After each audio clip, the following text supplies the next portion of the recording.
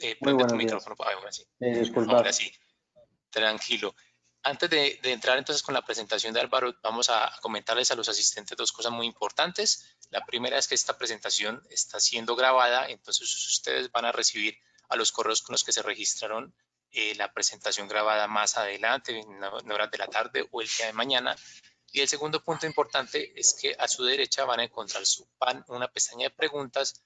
Pueden formular todas las preguntas que tengan durante la presentación y las vamos a leer al final de la presentación.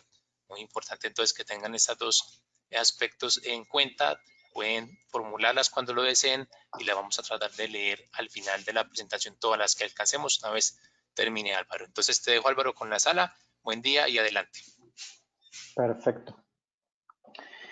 Bueno, buenas tardes a todos. Vamos a intentar explicar el mundo de las telecomunicaciones de forma pues lo más sencilla posible para que todos lo entendamos y este negocio que está bueno pues vinculado directamente a lo que todos hacen, ¿no?, dentro del mundo de las comunicaciones máquina a máquina o end-to-end, y que al final el operador no deja de ser bueno, pues el hilo conductor de las comunicaciones, ¿no? Es una figura evidentemente fundamental dentro de este entorno y, por tanto, bueno, pues nuestra intención aquí es explicaros de la forma, como bien decía, más sencilla, cómo funcionamos, ¿no? Y qué es lo que hay detrás de todo esto y cuáles son, bueno, pues las diferencias y los valores que hay de valor añadido dentro de este sector.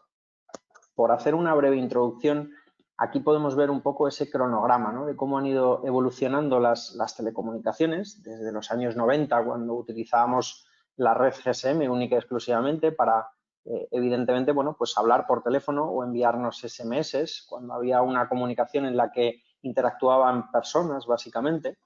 Vemos ese avance ya en el año 2005 en el que empieza a verse efectivamente ese entorno end-to-end, ¿no?, ese entorno machine to machine, en la que ya se empiezan a conectar dispositivos y pueden trasladar información punto a punto, ¿vale?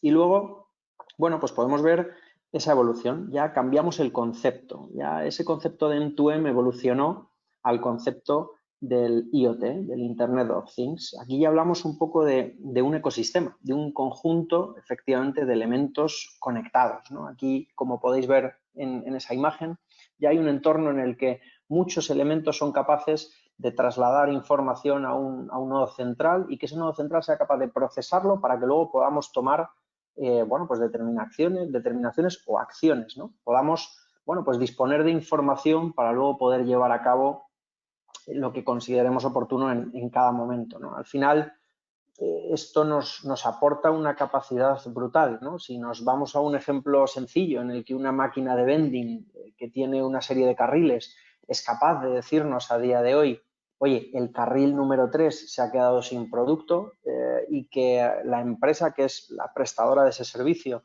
bueno, pues tenga la capacidad de poder en un momento determinado no tener que llevar un stock de productos perecederos en una furgoneta, sino que, bueno, pues pueda tenerlo muchísimo más estructurado, todo bien definido, y que además, bueno, pues evitemos esos viajes innecesarios a ver qué es lo que hay, a tener que bajar otra vez, a hacer la reposición.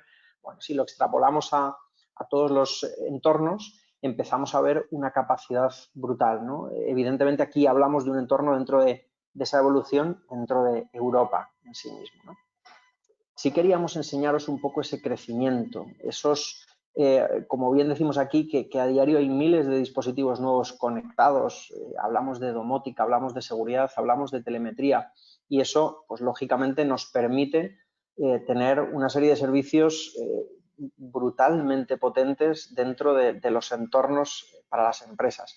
Dos datos por hacerlos un poco detallados. Hablamos de que en el año 2023 habrá 29.300, nada más que 29.300 millones de dispositivos conectados a Internet, y la mitad de ellos van a ser dispositivos IoT, ¿no? Al final, si estamos viendo la evolución de todo esto, prácticamente todo empieza a conectarse a la red de Internet, ya sea a través de tarjeta SIM o ya sea a través de otro tipo de tecnología, pero empezamos a conectar absolutamente todo, ¿no? En el año 2020, pues lo que nos dicen es que habrá 4 veces más dispositivos conectados que personas, ¿no? Con lo cual es un dato realmente abrumador que nos traslada una realidad o que nos pone una realidad encima de la mesa y que evidentemente, bueno, pues va a ir a más y no a menos, ¿no? Algo importante, y es que lo subrayamos ahí, lo ponemos en azul, porque a mayor conectividad, mayor sobreexposición. Es algo muy importante y fundamental a tener en cuenta. La seguridad de los dispositivos. Cuanto más dispositivo hay conectado, más posibilidades tenemos de sufrir un ataque, ¿no? Al final, esas brechas de seguridad, que es lo que trasladamos, bueno, pues están ahí y evidentemente tenemos que poner medidas necesarias a nivel de seguridad, que las que había hasta esta fecha eran insuficientes y lógicamente tienen que ir evolucionando con todo esto, ¿no? Para que tengáis un dato del Ministerio del Interior de España del año 2015, o sea, no estamos hablando de datos actuales, estamos hablando de datos de hace unos cuantos años. 18.000 ciberataques, de los cuales 134 fueron a infraestructuras críticas, ¿no? Es un dato que asusta realmente, ¿no? Parece que vemos mucho menos de lo que sucede, parece que el día a día, bueno, pues pasan desapercibidos los ataques más allá de los que vemos en la prensa y los que salen en los medios de comunicación porque son especialmente notorios, pero luego la realidad es que hay infinidad y miles de ciberataques diariamente a muchas empresas, hay sectores muy susceptibles de ser atacados porque tienen información que es necesaria para o interesante para los actores maliciosos en este caso, y por tanto es algo que tenemos que tenerlo muy en consideración. Esta slide, grabárosla, que no se os olvide, y a partir de aquí la vamos a utilizar a lo largo de la presentación que vamos a ir viendo, ¿vale? Para que lo tengáis un poco como referencia, pero lo que dicen los expertos es que se ha detectado un incremento de las ciberamenazas desde que se inició la crisis del coronavirus. Por supuesto, el phishing ha aumentado en un 55%, sitios web con información lógicamente fraudulenta para que podamos depositar ahí y trasladar una información que no es fehaciente, los malware, los ransomware.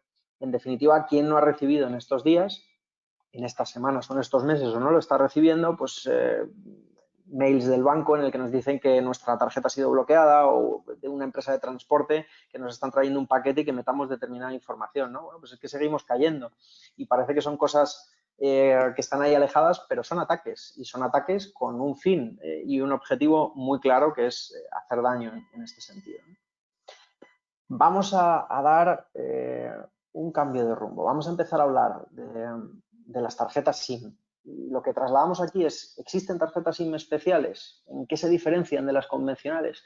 Pues la respuesta es que sí, existen tarjetas SIM especiales, ¿vale? Al final es lo mismo que estábamos hablando hace unos segundos. El mercado del M2M ha evolucionado. Nos tenemos que adaptar. Las SIMs convencionales, y son las SIMs que utilizamos todos en nuestros teléfonos móviles, en los dispositivos máquina a máquina, ya no sirven o no nos sirven para lo mismo que nos servían antes, no están adaptadas a las necesidades que hay en el mercado, ¿no? Al final requerimos, que es lo que trasladamos, una SIM un poco más especializada, un poco más específica para este tipo de comunicaciones que tienen unas necesidades totalmente diferentes, ¿no?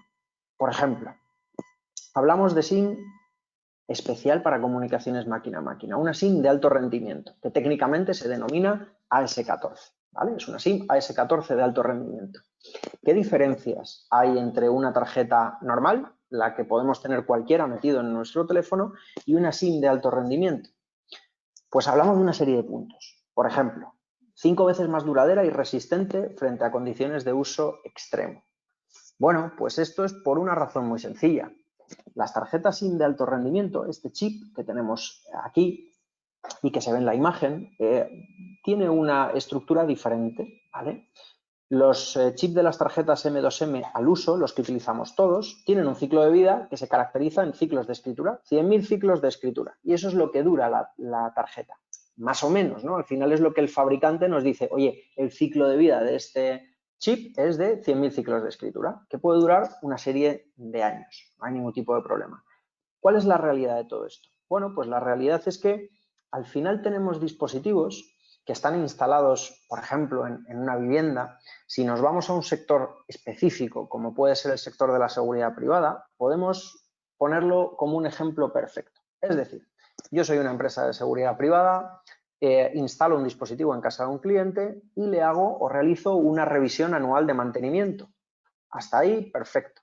Claro, aquí es donde empieza un poco ese paradigma. Dices, ¿y si hago una revisión anual de mantenimiento a mi cliente y a los 3 meses la tarjeta deja de funcionar? Se funde directamente, no tenemos comunicación. Pues en definitiva tengo que desplazar un técnico, hacer una reposición de una tarjeta, algo que no tengo asumido dentro de mis cuentas de resultados y no lo tengo categorizado, por lo cual, bueno, pues es un gasto que no tendría que estar ahí. Y en definitiva, bueno, pues si puedo disponer de una tarjeta que dure 5 veces más que una tarjeta normal por el mismo coste y me evite este tipo de sorpresas, pues creo que es perfecto, ¿no? Cuando hablamos de condiciones de uso extremo, bueno, pues hablamos de otro tipo de elementos. Al final es una tarjeta que sirve para muchas cosas, para muchas actividades, para muchas verticales. Vamos a poner ejemplos, porque a mí me gusta mucho tratar estas cosas con ejemplos. Dice, oye, es que meto un dispositivo de seguridad en una excavadora que está haciendo una autopista y, lógicamente, pues si te ha tocado el periodo de verano, por ponerlo como ejemplo, pues la chapa se puede poner a 70 grados.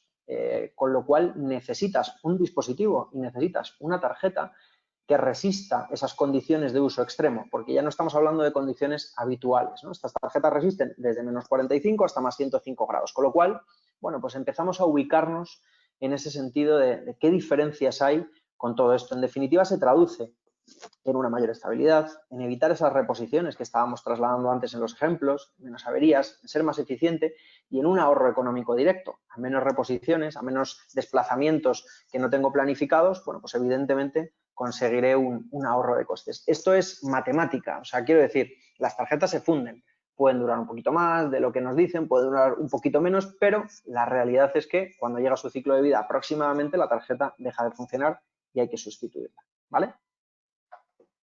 Pero hay más.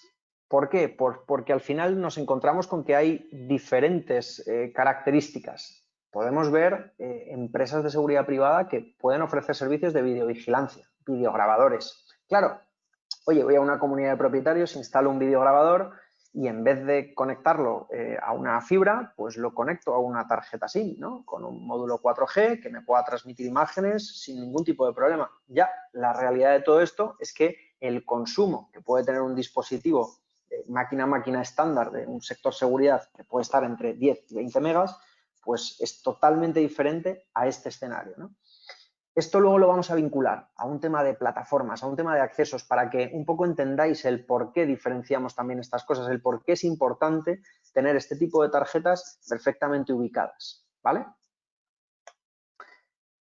IMSI local versus SIMs paracaidistas. Aquí en España las llamamos SIMs en roaming, básicamente, ¿no? Pero pueden ser paracaidistas, SIMs blancas, SIMs piratas.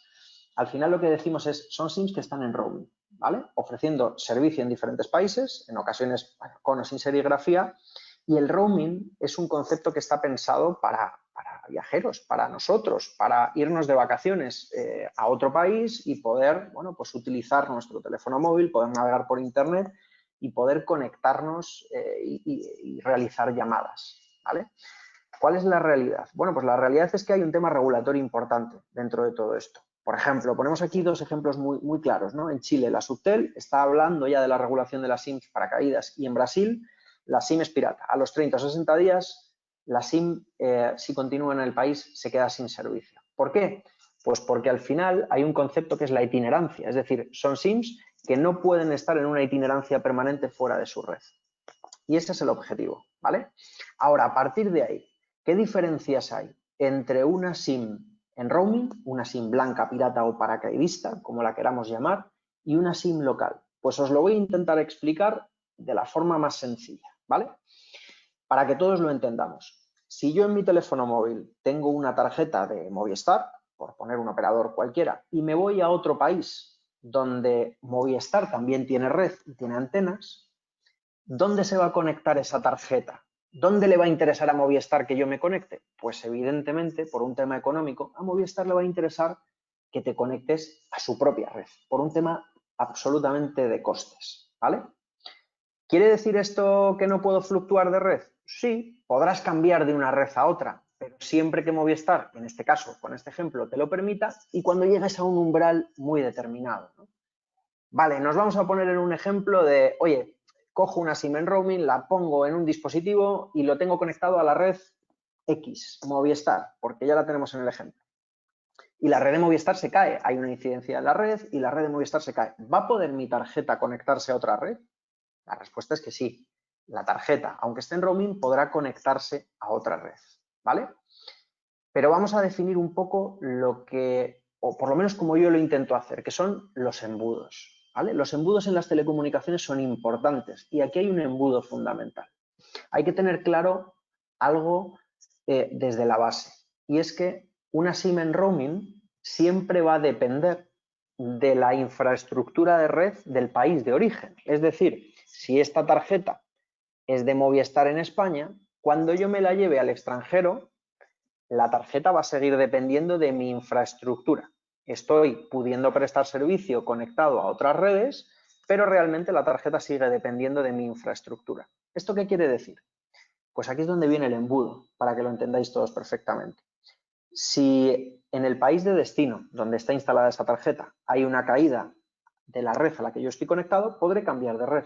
El problema viene cuando la incidencia, en este caso, la tienes en la red de origen. Es decir, si Movistar España tuviese una incidencia en la red y se quedase sin servicio en España, da igual en qué país y en qué red esté conectada tu tarjeta, que va a dejar de funcionar, ¿vale? Para que entendáis un poco el concepto.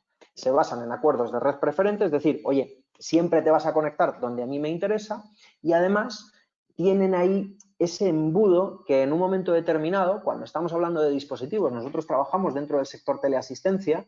El sector teleasistencia, bueno, pues son los dispositivos de las personas mayores que prestan las entidades públicas el servicio y que lógicamente, bueno, pues evitan desplazamientos a hospitales, pueden hacer telemedicina y demás, ¿no? Para nosotros eso es una comunicación crítica. Esa comunicación tiene que llegar sí o sí. No podemos permitirnos el lujo de que por una caída del operador no podamos prestar un servicio, ¿vale? Hasta ahí las SIMs piratas. SIMs locales. Bueno, pues nosotros lo que hemos hecho es algo diferente. Nosotros contamos con IMSI local. ¿Qué es un IMSI? El IMSI es el código de identificación de un operador, ¿vale? El IMSI, me lo invento, 33 pertenecerá a Claro y el IMSI 44 pertenecerá a Movistar. Nosotros lo que hemos hecho es introducir esos IMSIs dentro de nuestra propia tarjeta. Dentro de una misma tarjeta hay varios IMSIs de varios operadores locales y, por tanto, no nos basamos en acuerdos de red preferente. Es decir, mi tarjeta no se va a conectar a la red que a mí más me interese por un tema económico. Mi tarjeta se va a conectar a la mejor red que te pueda prestar el mejor servicio en el punto donde tú vas a hacer la instalación. ¿De acuerdo? Y a partir de ahí nos vamos a ese embudo del que habíamos hablado antes. Es decir, oye, ¿y qué pasa con tus tarjetas si se cae la red de, hemos puesto dos ejemplos, Claro y Movistar? Claro y Movistar, pues si se cae la red de Claro, mi tarjeta fluctuará directamente a la red de Movistar, porque no tengo dependencia de un solo operador, sino de varios operadores dentro de la misma tarjeta. Más control, más seguro, mayor garantía de continuidad de servicio, y eso es algo muy importante y a tener en cuenta a la hora de contratar tarjetas de una tipología o tarjetas de otra, ¿vale? Sobre todo, también importante, hablamos de que es más seguro porque las comunicaciones del cliente no salen del país, es decir, es una cobertura local. Cuando se va fuera, eso no fluctúa en roaming, no funciona y, por tanto, bueno, pues podemos evitar posibles fraudes en un momento determinado, ¿vale? ¿Hacia dónde va el mundo de las tarjetas SIM? ¿Cómo evoluciona esto? ¿Hacia dónde vamos? Bueno, pues vamos hacia algo que es maravilloso para mí, que es la eSIM, el concepto de SIM virtual. Es decir, oye, que ya no voy a tener que poner una tarjeta SIM dentro de mi dispositivo, ¿no? Ahora hay pocos, están funcionando o están empezando a funcionar en determinados países. El smartwatch de Apple ya te permite utilizar una eSIM, no es necesario que tengas que introducir una tarjeta SIM, y esto se traduce en beneficios. Claro, si lo pensamos, las portabilidades van a ser muy sencillas. No me tienen que enviar una tarjeta SIM a mi casa para que yo haga un cambio de un teléfono a otro, ¿no? Directamente es una suscripción y a partir de ahí me cambia la suscripción y puedo funcionar de una forma totalmente transparente.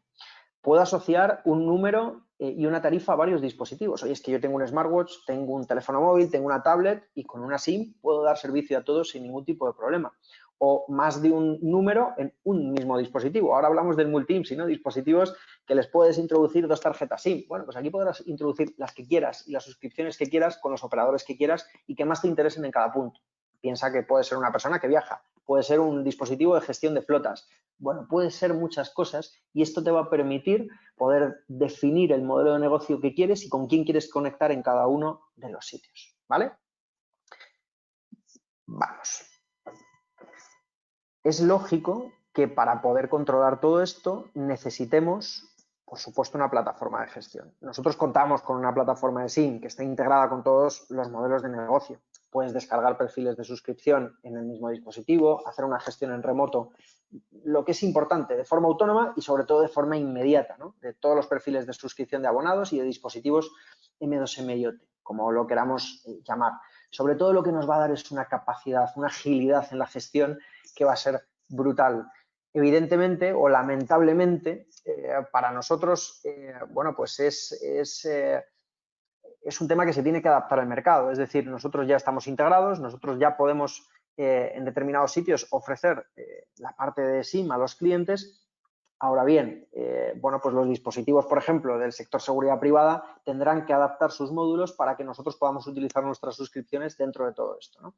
Pensad en, oye, es una empresa que gestiona, no nos vamos a ir a números de millones, que gestiona 500, 1000, 2000 o 5000 tarjetas. Es que claro, si quiero cambiar de operador, lo puedo hacer de forma autónoma y de forma inmediata sin necesidad de tener que ir y hacer un desplazamiento a los domicilios de los clientes o a los negocios de mis clientes para hacer una reposición de una tarjeta, ¿no? Aprovechando esas revisiones y demás que se suelen hacer, ¿vale? Vale, ¿cómo opero y gestiono mi parque de tarjetas? Bueno, pues va un poco vinculado al punto anterior. Realmente hablamos de una plataforma de gestión. Nosotros lo englobamos en un concepto que hemos denominado un concepto SIM 360, ¿no? Algo más allá de una plataforma y algo más allá de una SIM. Es decir, sí, las tarjetas SIM te van a permitir, o perdón, las plataformas te van a permitir activar las tarjetas, te van a poder permitir modificar estados de esa tarjeta. Es decir, oye, es que yo tengo un cliente, me gusta ejemplificar y por eso lo hago, ¿no? Tengo un cliente que es que solo viene en periodos vacacionales y me contrata el servicio en periodos vacacionales. Bueno, pues tú tienes la posibilidad de poder cambiar el estado, bloquear esa tarjeta y que durante el tiempo que tu cliente no esté y no le estés prestando servicio, a ti no se te facture esa tarjeta. Por ejemplo, ¿no? Tener reportes de consumos, el control de la facturación, es algo muy importante. Abrir incidencias, o sea, el hecho de poder desde tu plataforma poder abrir una incidencia, tener una herramienta centralizada en la que puedes hacer absolutamente todo. Oye, es que necesito un pedido, pues también lo puedes hacer a través de la plataforma. Que necesito un bono nuevo, porque es que de repente, pues oye, voy a empezar a ofrecer otro tipo de servicios o no. O es que he cogido, he comprado a un fabricante unos módulos o unos dispositivos que consumen más y voy a empezar a poner CCTVs y necesito tarjetas de 1 giga, como es el caso de la SIM de alto rendimiento y de alto consumo, que están paquetizadas desde 1 giga hasta 25, ¿no? Para poder ofrecer ese tipo de servicios. Bueno, pues eso son cosas que podrás hacer directamente desde la propia plataforma de gestión, ¿no? La provisión de nuevas tarjetas, la configuración de tus informes, qué información necesitas. Es fundamental tener información de todo esto. Luego vamos a hablar de otras cosas, pero lo vais a poder vincular perfectamente a esa configuración de informes, al hecho de tener información, ¿no? Hablamos de alta de VPNs, como dicen en algunos de los países. En definitiva, bueno, pues muchas veces intercambian formularios, unos, otros. Hemos intentado simplificarlo todo para tenerlo paquetizado y, por supuesto, bueno, pues que funcione de la forma más perfecta como un engranaje, ¿no? Y esto está soportado, como no puede ser de otra manera, porque si no, no tendría mucho sentido, por un soporte técnico 24/7 de forma local, ¿de acuerdo? Lo que os trasladaba con el control de consumos y hablamos de 2 puntos, el control de consumos y el sistema de alertas. Para nosotros el control de consumos es fundamental, es una pieza clave. Al final pensad que puede haber un dispositivo que puede tener una baja batería y que de forma indiscriminada se pone a realizar eventos y que te enteras de eso si no tienes este tipo de herramientas cuando llega la factura y en vez de pagar X dólares, pues pagas X por 10 dólares por una misma tarjeta, ¿no? Con lo cual, por 10 o por 100. Hemos encontrado casos espectaculares. ¿Para eso qué podemos hacer? Bueno, pues programar alertas. Es que es necesario que alguien me avise de que le está sucediendo algo a mi tarjeta, ¿no? O así por lo menos lo percibimos. Este tipo de alertas se podrán programar en vuestra propia plataforma de gestión. ¿Para qué? Pues para que tú configures y digas, oye, yo quiero que si tengo un bono contratado, la SIM me avise cuando llegue a este porcentaje. Quiero tener un aviso individual por tarjeta y quiero tener un aviso por mi global de todas las tarjetas que tengo contratadas, ¿no? Es el escenario más ideal. Evidentemente, si me llegan estos avisos el día 27 del mes, pues bueno, pues más o menos estoy en línea. Pero oye, es que si me llegan el día 5 del mes, algo está sucediendo. Podré identificar qué es lo que está sucediendo, qué tarjeta es la que me está causando esa problemática y, por tanto, podré tomar decisiones, que en definitiva es lo de la información es poder para todo, ¿no? Necesitamos tener información para poder tomar decisiones y llevar a cabo acciones, evidentemente. Aquí hablamos un poco de qué debe tener nuestro sistema para gestionar con garantías nuestro parque de SIM cards, de tarjetas SIM, ¿no? Vamos a hacer, bueno, pues un poco de énfasis en este tipo de servicios. Hablamos de un sistema antifraude, ¿vale? Un sistema antifraude. Bueno, pues sí, es que se suceden fraudes diariamente con el tema de las tarjetas. Desde fraudes que vienen por ataques a la propia tarjeta hasta fraudes externos, que podemos denominarlo de esta manera, en la que alguien utiliza esa tarjeta con un uso fraudulento. Es decir, oye, he instalado un dispositivo en casa de un cliente, permitidme utilizar la palabra casa, ¿no? En el domicilio de un cliente, doy de baja el servicio, pero dejo la tarjeta SIM allí porque no me interesa ni siquiera ir a recogerla y la tarjeta sigue funcionando. Y además ni siquiera me había enterado de que tenía esa tarjeta en ese sitio. Es que hemos visto muchos casos en los que esa tarjeta se saca, se introduce en un dispositivo y alguien puede verse una película por Netflix, claro, de forma bastante sencilla, ¿no? Y entonces de repente pues viene una factura espectacular por gigas cuando tú estabas esperando una factura por tus megas bastante lineal como todos los meses, ¿no? Y luego puede haber fraudes desde el exterior. Aquí lo que decimos es, oye, evitamos que un cliente pueda utilizar la SIM de la alarma para otros usos. Sí, por supuesto. Y además que alguien desde fuera de la red de Internet pueda atacar a esa tarjeta. También evitamos ese tipo de cosas, ¿no? Lo definimos un poco en este sistema de antidenegación de servicio también. Un DDO, ¿no? Un ataque de denegación de servicio. Se pueden hacer muchas cosas y se pueden limitar y poner barreras. Para nosotros la seguridad no está limitada con la funcionalidad o no está reñida con la funcionalidad. Al revés, creemos que se puede ser totalmente operativo y lo único que hay que hacer es concienciarse de que efectivamente tenemos que poner medidas que son, a nuestro modo de ver, necesarias y que con el paso de los años hemos aprendido del negocio y hemos aprendido, bueno, pues de las cosas que suceden y hemos puesto servicios de valor añadido a disposición de nuestros clientes, ¿no? Ya no solo el hecho de que nuestras tarjetas puedan recibir desde la plataforma central un SMS y que no lo puedan recibir o una llamada desde otro sitio. Evidentemente, bueno, pues lo podemos enfocar hacia esa perspectiva, pero evitamos que las tarjetas SIM y consiguiente colapso de los sistemas centrales se lleven a cabo. Para que lo entendáis perfectamente, ¿vale? Vamos con otro ejemplo. Superataque de denegación de servicio que se produjo, si no me equivoco, en diciembre de 2016 a unas de las webs más importantes del mundo. Estaba Amazon, estaba Spotify, varios, ¿no? Dejaron sin servicio durante horas a estas plataformas. La ironía de este ciberataque, que fue un ataque de denegación de servicio, es que lo llevaron a cabo con cámaras de videovigilancia. ¿Por qué? Porque las cámaras de videovigilancia de todos los fabricantes del mundo funcionan con sistemas en abierto. Sí, ponen sus firewalls, sus proxies y ponen sus barreras, pero para que tú puedas ver la cámara desde otro punto es necesario que ese sistema funcione en abierto, ¿no? Es decir, y por eso decía la ironía, dispositivos que están planteados y que están llevados a cabo y ejecutados para protegernos, los han utilizado para atacarnos, ¿no? Bueno, pues ese tipo de ataques de denegación de servicio se pueden dar de muchas maneras y de muchas formas, ¿vale? Vamos a hablar también de ese ataque de denegación de servicio con un sistema anti-malware. Os lo voy a explicar con un ejemplo, porque es como todo mucho más sencillo. Oye, es que mis dispositivos se conectan es una máquina de vending y se conecta a una pasarela de pago para que yo pueda comprar y pueda pagar con mi tarjeta, ¿no? O tengo dispositivos de alarmas que se conectan al cloud de un fabricante para que yo como usuario final pueda ver las camaritas y pueda ver las habitaciones y si hay un salto de alarma y jugar con ella un poco. Claro, esto está muy bien, pero tenemos que tener en cuenta algo muy importante y es que nosotros siempre hablamos de la securización, nosotros hablamos de la concienciación de que las cosas tienen que estar perfectamente estructuradas y perfectamente armadas, pero la pregunta viene aquí. ¿Qué es lo que tiene ese cloud o cómo lo tiene configurado ese cloud o esa pasarela de pago? No lo sabemos. Nos tenemos que fiar de la buena fe y del buen hacer de los fabricantes, ¿no? Pero la realidad es que por esa estructura que tienen en la que te puedes conectar a tus cámaras, los cloud, si sufren un ataque en un momento determinado, de ransomware o de malware, esa infección puede llegar sin ningún tipo de problema hasta tus dispositivos, de tus clientes, ¿vale? Afectar a todos los dispositivos, a unos cuantos o a los que sea. ¿Qué puede pasar ahí? Bueno, pues pueden pasar muchas cosas. Puede pasar que el ransomware o el malware se quede alojado y simplemente esté recabando información, o puede provocar un ataque de denegación de servicio y decirles a los dispositivos, señores, ahora ya no tienen que apuntar a esta IP, que es la que le han configurado, ahora van a apuntar ustedes a esta otra y provocar, efectivamente, como estábamos viendo en el caso anterior, pues un ataque de denegación de servicio, ¿no? Nosotros, ¿qué es lo que hemos hecho?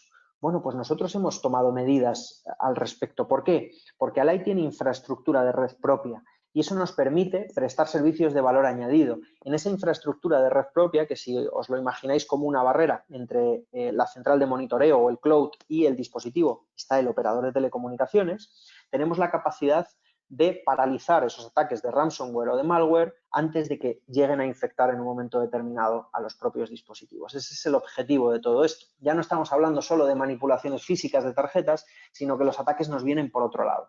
¿De acuerdo?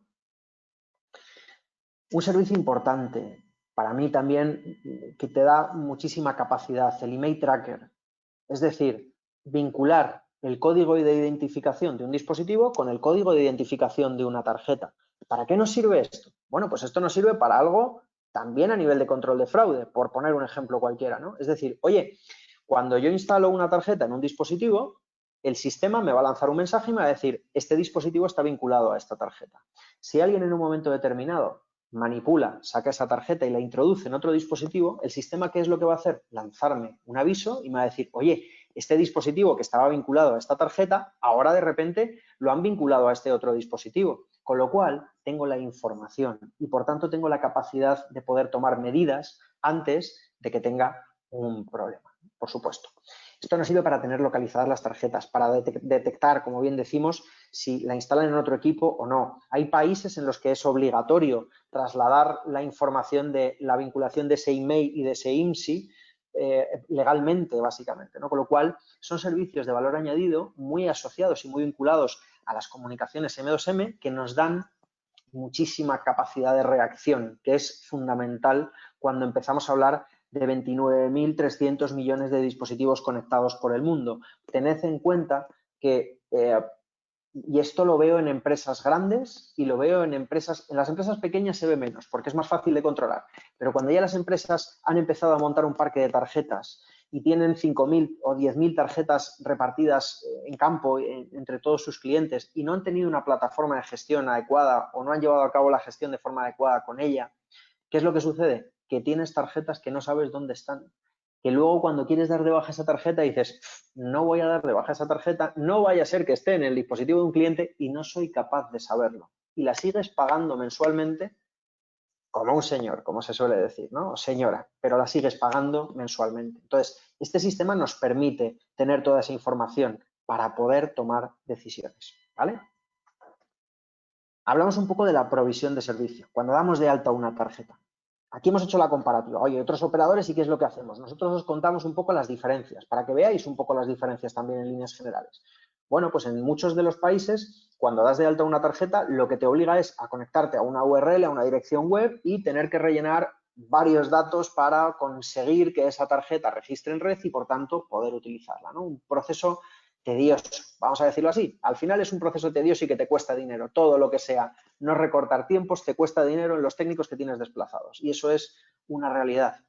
Nosotros lo hemos vinculado a algo mucho más sencillo. Es decir, oye, nosotros configuramos una PN privado para ti y única y exclusivamente tienes que configurar el APN en el dispositivo y a partir de ese momento la tarjeta funciona. Nada de tener que rellenarme datos. Esos datos los rellenas en tu plataforma de gestión y además, cuando das de alta la tarjeta SIM, te la vincula en la propia plataforma de gestión como SIM activa, con un identificador y además con el número de email para poder tenerlas totalmente controladas, ¿vale? Al final, ¿el APN qué es? El APN es el punto de acceso a la red. Es cuando nosotros instalamos una tarjeta en un terminal y dentro de la configuración tenemos que poner, por ejemplo, alai.es. ¿Para qué? Para que cuando mi dispositivo quiera conectarse a Internet, la red le va a decir, oye, ¿pero me has configurado el APN? Y le va a decir, sí, sí, alai.es. Perfecto, pues puedes navegar. Un poco en definitiva, ese es el objetivo del APN, básicamente, ¿vale? Hemos intentado simplificarlo para hacerlo fácil y rápido a la hora de instalar los propios dispositivos. Y nos vamos a la parte de la seguridad en las comunicaciones. Este es el punto más sensible, a mi modo de ver. Está muy bien que conectemos un montón de cosas, un montón de dispositivos, que nos den muchísima funcionalidad, pero por favor, concienciaos de que las comunicaciones tienen que estar securizadas. Si no, lo único que vamos a conseguir es que en un momento u otro alguien nos tumbe el negocio, con lo cual vamos a poner medidas, que las hay, que se pueden tomar, contactar con empresas expertas en este tipo de materias y, por tanto, que os hagan una consultoría adecuada y configuréis vuestras tarjetas y vuestras comunicaciones para vuestros dispositivos de forma correcta. Os trasladaba antes que el operador es el hilo conductor de las comunicaciones y es verdad, es que el operador no te vale cualquier cosa, porque en el fondo dices, oye, si tú eres una empresa que cuidas a tu cliente, como debería de ser lógico, lo que te interesa es prestar el mejor servicio de la mejor calidad a tu cliente. Por tanto, no puedes contratar cualquier cosa porque tiene unos céntimos de diferencia con respecto a algo que puede ser bueno, porque aquí hablamos de precios muy parejos y con unas diferencias muy pequeñitas, cuando puedes poner en riesgo muchas de las cosas. Hemos hablado de infinidad de cosas, hemos hablado de coberturas, hemos hablado de embudos, hemos hablado de sistemas antidenegación de servicio, de sistemas antifraude. El operador es el hilo conductor de las comunicaciones entre tu cliente y tu central de monitoreo, con lo cual abordemos estas cosas como se merecen, ¿vale? El objetivo al final es garantizar la seguridad. Es crítico para operar con cualquier servicio M2M IoT y es necesario al final garantizar el 100% de las comunicaciones. Hablamos de infraestructura también. Nosotros tenemos una infraestructura muy bien armada, duplicada, para garantizar la alta disponibilidad y la garantía de continuidad de servicio a nuestros clientes. Es algo que la Ley General de Telecomunicaciones en España no nos exige, pero nosotros lo hemos hecho porque considerábamos que era necesario prestar un servicio adecuado a nuestros clientes y no por culpa de un data center en el que estás alojado en un momento determinado, bueno, pues tengas un problema, ¿no? Dices, sí, yo no me rijo por la ley de seguridad privada, como es el caso de España en las empresas de seguridad, me rijo por la Ley General de Telecomunicaciones, pero independientemente a eso, bueno, pues nosotros hemos tomado medidas adecuadas, que consideramos adecuadas para daros siempre, bueno, pues la mayor garantía de continuidad de servicio. Aquí hablamos un poco de cómo podemos securizar esas comunicaciones, ¿no? Pues hablamos de la VPN, de la VPN o el túnel de datos. ¿Cuál es el objetivo de todo esto? Bueno, pues si veis el dibujito que tenemos debajo, hay una parte a la izquierda en la que pone encriptación del canal móvil, ¿no? Esa parte no es hackeable. Ahí no tienes riesgo de que alguien te hackee. Donde tienes riesgo siempre, siempre, es en Internet. Es decir, que tus tarjetas naveguen, que tú no tengas una VPN o una VPN bien montada con tu operador de telecomunicaciones y con tu central de monitoreo y, por tanto, ese es el punto en el que puede ser vulnerable y puede ser atacada tu tarjeta o tus tarjetas SIM que están introducidas en determinados dispositivos. ¿Esto qué hace? Pues esto securiza el canal. Esto además nos da la posibilidad de asignar IPs fijas a las tarjetas, IPs privadas fijas, de tal forma que no tenemos desde fuera de la red de Internet visibilidad de esas IPs, con lo cual evitamos ataques en un momento determinado, ¿vale? Vamos a plantearnos este escenario como la base. Esto es la base de lo que hay que hacer cuando montamos una estructura de comunicaciones máquina a máquina, la securización a través de una VPN. A ver, al final lo que estamos hablando también es las diferentes casuísticas que se nos pueden dar. Si nos vamos a este ejemplo, vemos un ejemplo de una central de monitoreo, ¿no? Pero podemos ponernos en otros ejemplos. Oye, es que yo no soy una central de monitoreo, es que yo soy un instalador del sector seguridad privada, pero no dejo de ser un instalador, no tengo mi propia central de monitoreo. O soy un técnico y necesito también poder acceder bidireccionalmente a los dispositivos. Bueno, pues para eso es para lo que estamos aquí también, para dar solución a este tipo de cosas, ¿no? Podemos tener personal itinerante, que puede ser un técnico o que puede ser una instaladora, una empresa instaladora homologada. Y ellos, aunque no sea la parte en la que llega la señal del dispositivo de alarmas, también tienen necesidad de poder atacar al dispositivo bidireccionalmente, porque quieren recabar información, porque quieren actualizar, porque quieren hacer lo que quieran hacer, ¿no? En definitiva. Y luego nos podemos encontrar otro caso, que es, oye, es que mi fabricante de dispositivos me ofrece un servicio en cloud, que es fantástico porque mi cliente puede ver las cámaras de seguridad desde su smartphone. Es perfecto si el servicio está muy bien estructurado, pero tiene riesgos. Y los riesgos están en este ejemplo que estábamos hablando antes, en que desde Allied Secure, que es el ejemplo que ponemos aquí, evidentemente con nuestra infraestructura, esa comunicación ya no va a ir directamente a la central de monitoreo, sino que desde la red de Internet va a ir a otro punto que será el cloud de tu fabricante. Con lo cual, ya estamos hablando de que esa tarjeta va a tener una salida a la red de Internet y, por tanto, va a ser mucho más vulnerable que si no la tuviese. Estamos trabajando también en servicios de securización de esos cloud, de esos fabricantes, con algunos de los fabricantes a nivel mundial, para que, ya que lo tienen que hacer, que lo hagan de forma segura, ¿no? Estaría genial que, digo, esto es opinión, como se suele decir, pero estaría muy bien que las empresas fabricantes estuviesen concienciadas de esto, sabiendo cuál es el riesgo que hay y que acometiesen este tipo de infraestructura con los operadores de telecomunicaciones, ¿no? Hablamos un poco hacia dónde va el mercado M2M IoT. ¿Qué es lo que nos depara la tecnología? Bueno, pues realmente hemos hecho antes un cronograma, ¿no? O hemos visto un cronograma en el que hablábamos de la red GSM, hablábamos del M2M, que ya estábamos hablando de paquetes de datos, pero la realidad es que la red ha ido evolucionando. Hemos hablado de sistemas, o hablamos de sistemas 2G, 3G, 4G, y ahora ya se está implementando en algunos países la red 5G, ¿no? Que nos va a dar infinidad de posibilidades en muchos aspectos, ¿no? Claro, cuando hablamos de las diferentes redes, hablamos de que para un operador de telecomunicaciones, que es el que mantiene todas esas antenas, cuantas más redes diferentes tengan, más mantenimientos tiene que hacer, más costoso es y, por tanto, llega un momento en el que dicen, oye, desconectamos alguna, ¿no?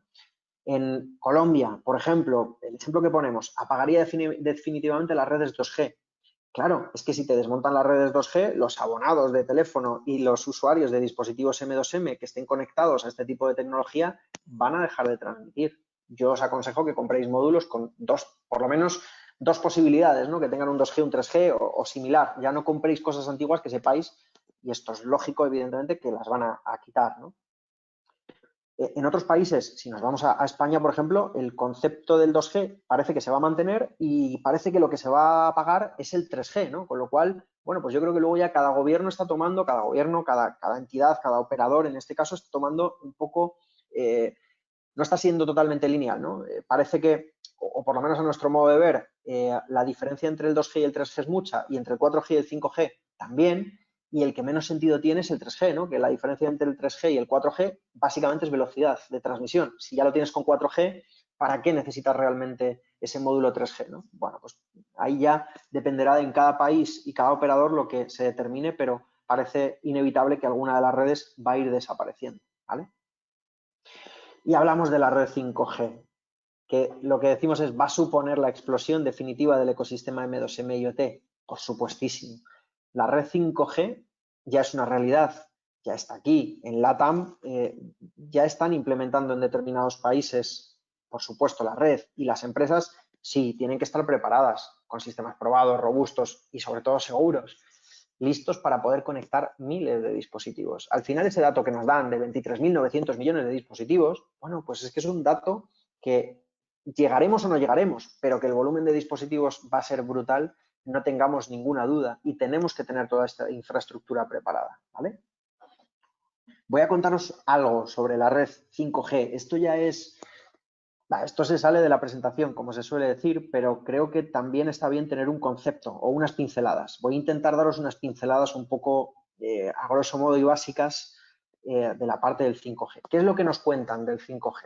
Pues realmente lo que escuchamos del 5G a título personal es que vamos a poder ver las cosas vamos a tener muchísima velocidad, un tiempo de latencia de transmisión súper cortito y que nos van a poder operar a distancia desde otro país con el smartphone, ¿no? Básicamente, bueno, pues nos hablan de eso, ¿no? De velocidad, de periodo de latencia. ¿Para qué? Pues para que, evidentemente, cuando estamos hablando del operar, que ojalá a mí no me lo tengan que hacer, desde otro país, por supuesto, evidentemente estamos hablando de ese periodo de latencia para que cuando alguien interactúa en un elemento, el que está en la otra parte del mundo interactúe prácticamente a la misma vez que lo está haciendo alguien a miles de kilómetros de distancia, ¿no? Ese es el concepto que tenemos de 5G, velocidad y latencia. Pero el concepto del 5G va mucho más allá. Nos va a dar unas posibilidades brutales. Vamos a hablar de algo, ¿vale? Vamos a hablar de esa infraestructura de red que nosotros tenemos, para que un poco entendáis por qué hablamos de infraestructura de red y todo este tipo de cosas. Hay un elemento dentro de la infraestructura de Arai que se llama el GGSN, ¿vale? Vamos a denominarlo como el cerebro. Es un cerebro donde está metida toda la información de todos nuestros usuarios a nivel mundial. Es decir, ¿se pueden prestar servicios de valor añadido a un cliente? Imaginaos que captamos un cliente con 200 o 300.000 dispositivos, un cliente grande que me pide servicios de valor añadido en la configuración de su red. Y le decimos, oye, ¿se puede hacer? Sí, se puede hacer. Claro, cuando yo vaya a mi CTO y le diga, José, por favor, necesito hacer esto para este cliente, lo primero que me va a decir es, se puede hacer, y lo siguiente que va a hacer es ponerse de rodillas, poner las manos así y me va a decir, por favor, no me hagas tocar esto. ¿Por qué? Porque como bien estábamos hablando, es una especie de cerebro y por tanto, si acometemos cualquier acción sobre esa herramienta y sucede algo, va a afectar absolutamente a todos y cada uno de los usuarios que estén dentro de la red del propio operador, ¿vale? Claro, esto nos lleva un poco al mundo de 5G y era una pequeña introducción. Ese GGSN, como bien os decía, es único. El modelo del 5G nos va a llevar a algo diferente. Nos va a llevar a un concepto que se llama el network slicing, la fragmentación de la red. ¿Qué quiere decir esto? Pues esto quiere decir que ese GGSN del que os estaba hablando lo vamos a poder fragmentar en un GGSN para cada uno de nuestros clientes. Vale. ¿Y qué nos puede llevar o qué nos puede aportar eso? Pues nos puede aportar cosas mágicas. Por ejemplo, es la misma necesidad la que tiene una empresa de seguridad que monta un dispositivo de alarma en casa de un cliente que una empresa de seguridad que monta un dispositivo de alarma en un container que tiene que viajar por el mundo, que tiene una batería autónoma y que lo que necesita es que le dure lo máximo posible esa batería. Pues la respuesta es que no. Las necesidades de la red son diferentes en un caso o en otro. ¿Cuál es la realidad ahora mismo? La realidad ahora mismo es que nosotros, todas las empresas de todo el mundo, nos adaptamos a la red tal y como está, que además está hecha para darnos siempre la máxima capacidad posible, la máxima velocidad posible y, por tanto, que nos consuma la batería de los dispositivos lo más rápido posible. Con ese network slicing, con esa fragmentación de la red que os estamos hablando, de que nuestros clientes puedan tener una GGSN independiente para cada uno de ellos, ahí ya no vamos a tener problemas a la hora de poder configurar y poder prestar servicios de valor añadido. Es decir, esta empresa que os ponía de ejemplo, que tiene un container donde mete un dispositivo con una batería autónoma, va a poder configurar la red como a él le haga falta. Oye, redúceme la transmisión de velocidad porque no me hace falta que sea tan rápido, redúceme o auméntame, mejor dicho, el periodo de latencia porque no me preocupa, porque a mí lo que me preocupa es que el dispositivo no se me quede sin batería, con lo cual si con eso gano un 10 o un 20% más de batería, bienvenido sea. Pensad en empresas industriales, ¿tienen las mismas necesidades de red con lo que puede hacer una empresa de fabricación eléctrica que una empresa de seguridad privada? Pues no, pero nos adaptamos porque evidentemente no nos queda más remedio que adaptarnos a este tipo de circunstancias, ¿no? Antes hablábamos del APN.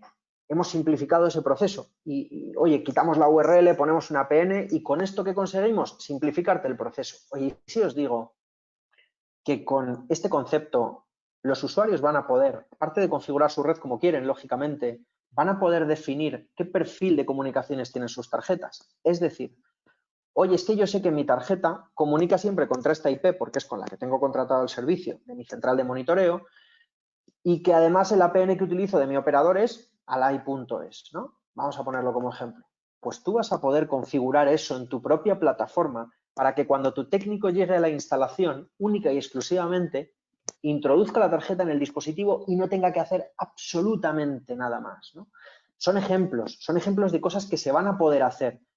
Y claro, aquí hablamos un poco del qué es que van a poder hacer, ¿no? Hablamos un poco en futuro. Bueno, pues son cosas que se van a poder hacer, pero que en nuestro caso estamos trabajando sobre ellas para poder hacerlo sobre infraestructura 4G sin necesidad de que llegue la infraestructura 5G. Es decir, consideramos que este network slicing se puede hacer con infraestructura 4G, con lo cual es el camino que estamos abordando para poder prestar a nuestros clientes un servicio de valor añadido brutal que va a dar una capacidad de servicio extraordinaria. Aquí hablamos de qué es un operador M2M y OT en seguridad telco. ¿Cómo ofrece valor un operador M2M? Bueno, pues hay diferentes modelos y ahora lo vais a ver en la siguiente diapositiva, pero nosotros somos un full MVNO, un OMV completo, es decir, tenemos infraestructura de red, esos GGSN de los que os hablaba antes, que nos permiten, entre otras cosas, y hay muchos otros elementos, pues poder poner un sistema anti-malware, poder hacer una fragmentación de la red para que nuestros clientes configuren su red, poder montar esas VPNs de forma adecuada con nuestros clientes, incluso redundarlas en momentos concretos, con lo cual nos da la capacidad de poder ofrecer servicios independientes y seguros, eficientes. Hablamos del time to market. Lógicamente podemos recortarlo porque es nuestro y nosotros podemos tocar todo lo que queramos sobre nuestra propia infraestructura. Personalizar servicios, ser flexibles y rápidos y, por supuesto, ir a cualquier vertical. ¿Vale? Las redes de las antenas locales son de terceros, no son nuestras. Nosotros no tenemos esa parte de red. Este es un poco el escenario de los OMVs de la cadena de valor, para que lo veáis perfectamente. Es decir, hablamos de los operadores de redes locales en cada país, tienen su infraestructura de red móvil, su espectro o su espectro radioeléctrico. Luego están los MVNO Full, en este caso, Suma. Suma es una de las ramas de nuestro grupo corporativo, del grupo Ingenium, que es, bueno, pues donde implantamos toda la infraestructura de red. Y Alai, donde va Suma, va Alai a cada uno de los países y, por tanto, bueno, pues podemos prestar ese servicio. Y luego están los OMVs. En el caso de Alai es un poco diferente porque realmente, como el MVNO Full que tenemos es de la propia casa, Alai es un MVNO Full en líneas generales y, por tanto, bueno, pues está dentro de ese mismo paquete. Si nos vamos a la parte de OMVs, ¿qué es un OMV? Pues un OMV es un operador que no tiene infraestructura de red y que no tiene antenas, que realmente lo que hace es comercializar un producto de un tercero, ¿no? No sé si, por poner un ejemplo, podemos hablar de Twenty Mobile. Bueno, pues Twenty Mobile es un OMV.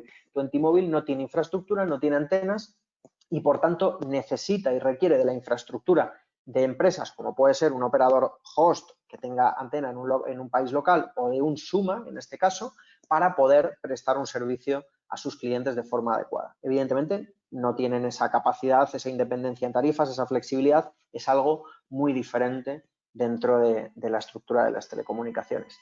Y con esto, bueno, pues con esto hemos terminado un poco la ponencia. Si hay alguna pregunta que podamos responder, pues encantado de poder hacerlo.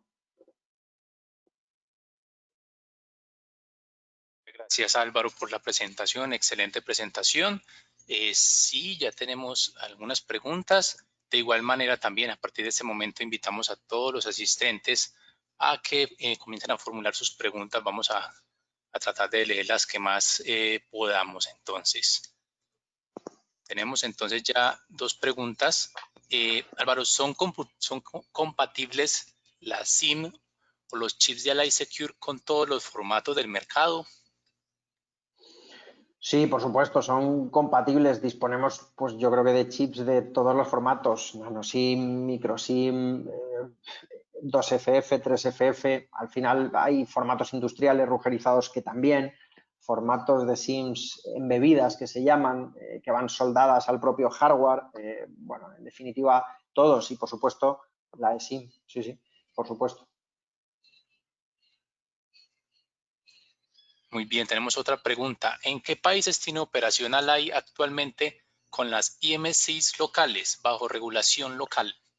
Pues ahora mismo estamos operando en España, en Colombia, en Chile, en Perú y próximamente los dos países donde vamos a desplegar es en Portugal y en México. Muy bien. Preguntan por acá, ¿cómo interactúan con los carriers locales de cada país? ¿Hay un cobro extra por el servicio? No. El acuerdo directamente lo tenemos nosotros con el carrier de cada país, el operador host de cada país. Nosotros facturamos al cliente final un precio por SIM y eso es lo que se le factura. Bien, Álvaro, les comentamos a la gente también, les recordamos a quienes ingresaron un poquito más tarde a la presentación que está siendo grabada, que la van a recibir a sus correos electrónicos con los que se registraron en horas de la tarde o el día de mañana. Van a tener ahí su grabación y su certificado correspondiente. Preguntan, Álvaro, en un dispositivo, se me movió la pregunta, en un dispositivo con una SIM Ally, siempre tengo configurado el mismo APN de Ally y conservo la posibilidad de cambio de operador ante fallos en los mismos. Exacto, exacto.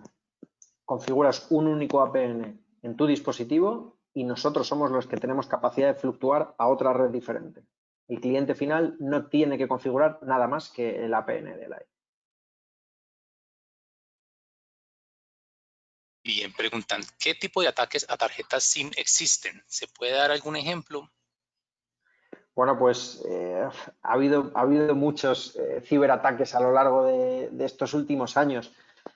Como ejemplo, bueno, pues hay un ejemplo hay un ejemplo un poco característico y está vinculado también a dispositivos conectados, ¿vale? Para que, por ejemplo, lo podáis ver, pero un ataque a un hotel que tenía cerraduras que estaban conectadas a módulos y, bueno, pues hackearon el sistema central y, por tanto, bloquearon todas las puertas de acceso de todo el hotel, de todas las habitaciones, no les dejaban entrar ni les dejaban salir. Y bueno, pues imaginaos el polvorín que se armó en breve, en pocos minutos en la recepción del hotel, ¿no? En definitiva, cuando hablamos de ataques a tarjetas, las tarjetas son vulnerables exactamente igual que cualquier otra cosa, ¿no? Yo he visto muchos casos de dispositivos que funcionan hasta con una IP pública, es decir, que yo desde como titular de la tarjeta puedo atacar al dispositivo bidireccionalmente sin ningún tipo de problema, pero claro, cualquier otro fuera de la red de Internet o dentro de la red de Internet también tiene visibilidad de esas IPs, ¿no? Por eso nosotros siempre estamos, bueno, pues animando y, por supuesto, formando a nuestros clientes y dando esa consultoría de negocio para que las comunicaciones, bueno, pues estén securizadas. Es fundamental, a mi modo de ver. Es lo más básico que tenemos que hacer, que tenemos que plantear. Bien, cabe también recordarles a los asistentes, Álvaro, que ahí aparece tu correo electrónico. Si tienen alguna pregunta más específica, obviamente te podrán consultar directamente, quizás por la parte de presencia en algunos países. Nos preguntan, por ejemplo, por presencia en Ecuador, en Perú. No sé si quieres, si podemos comentarles a la gente si tienen presencia en esos países o cómo está ese proceso. Sí, bueno, estábamos hablando de que en Perú sí, estamos ya en Perú, en Ecuador todavía no. No tengo constancia de todos los proyectos que vamos a abordar desde mi área de negocio en los próximos años, pero bueno, el objetivo es seguir abordando países y bueno, pues si hay dudas al respecto, preguntas, por supuesto, pues nos pueden escribir y les daremos toda la información que podamos, sin lugar a Claro que dudas. sí. Claro que sí, Alba. Sí, las preguntas que sean sobre presencia en algunos países específicos sería más bueno que las consulten directamente para que tengan una solución ahí más directa. Acá hay una pregunta, Álvaro. En una lámina de comunicaciones, en la lámina de comunicaciones securizadas que presentaste, se menciona que el tráfico tiene que pasar por su red y servidores cuando se hace una VPN. Bueno, pero es lo básico. Si estás utilizando nuestra tarjeta SIM, igual que si utilizas la tarjeta SIM de cualquier operador en el mundo, siempre va a pasar por la infraestructura de ese operador. En este caso, si utilizas la tarjeta SIM de Light, va a pasar lógicamente por nuestra estructura y por nuestra infraestructura. Y por tanto, es desde lo propio operador, en este caso Light, desde donde se monta esa VPN contra la central de monitoreo, que es el punto de terminación de la señal. O sea, la VPN siempre se monta desde el operador hasta el punto de terminación. Muy bien, preguntan por acá. Saludos desde Jason Reyes Ingeniería. ¿El negocio de las eSIMs es viable en Colombia debido a las tecnologías de dispositivos, regulaciones de MINTIC, del Ministerio de Comunicaciones? Pues esa pregunta yo creo que Carlos Valenciano, que viene su correo ahí, es el responsable de negocios de LATAM, me la va a poder responder mucho mejor que yo, con lo cual le animo a que le escriba y se ponga en contacto con él para que, bueno, pues pueda orientarle. Muy bien.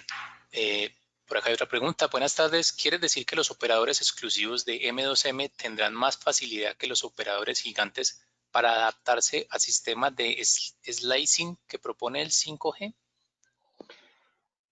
A ver, más facilidad. Cuando hablamos de facilidad hablamos un poco de flexibilidad. Lo que me está preguntando es un poco opinión, ¿no? Pero creo que sí. Evidentemente nosotros tenemos muchísima más flexibilidad que cualquier multinacional para mover nuestro músculo, ¿no? Si lo pensamos desde esa perspectiva, cuando hablamos de un macrooperador de telecomunicaciones, hacer cualquier cosa les cuesta mucho. Nosotros tenemos muchísima más facilidad a la hora de poder, bueno, pues adaptarnos a las circunstancias y, por supuesto, hacer lo que consideremos con nuestra red en un momento determinado. Con lo cual, sí, la respuesta es sí.